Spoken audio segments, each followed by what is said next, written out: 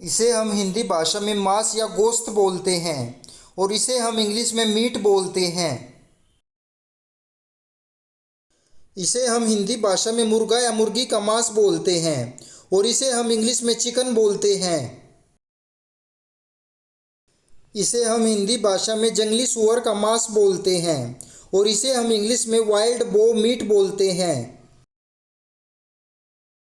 इसे हम हिंदी भाषा में बत्तख का गोश्त या बत्तख का मांस बोलते हैं और इसे हम इंग्लिश में डक मीट बोलते हैं। इसे हम हिंदी भाषा में मछली का मांस बोलते हैं। मछली के मांस को इंग्लिश में फिश मीट बोलते हैं। इसे हम हिंदी भाषा में गोमांस बोलते हैं यानी कि गाय का मांस और इसे हम इंग्लिश में बीफ बोलते हैं। इसे हम हिंदी भाषा में बछड़े का मांस बोलते हैं यानी कि गाय के बच्चे का मांस और इसे हम इंग्लिश में व्हील बोलते हैं।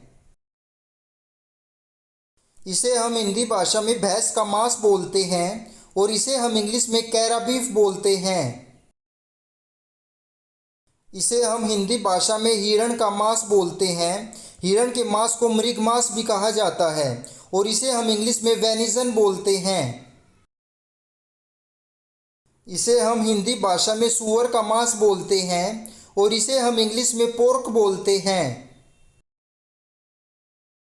इसे हम हिंदी भाषा में सूअर के पट्ठे का मांस बोलते हैं यानी कि सूअर की टांगों का मांस और इसे हम इंग्लिश में हैम बोलते हैं।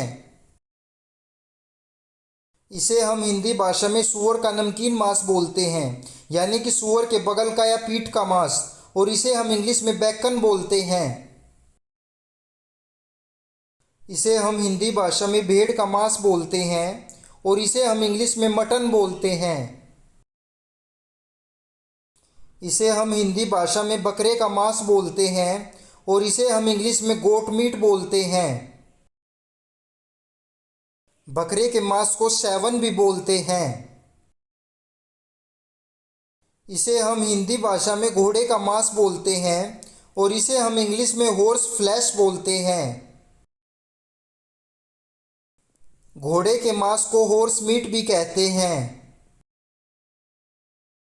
इसे हम हिंदी भाषा में केकड़े का मांस बोलते हैं और इसे हम इंग्लिश में क्रैब मीट बोलते हैं। इसे हम हिंदी भाषा में मेमने का मांस बोलते हैं। मेमने का मांस यानी कि भेड़ के बच्चे का मांस और इसे हम इंग्लिश में लैम्ब मीट बोलते हैं।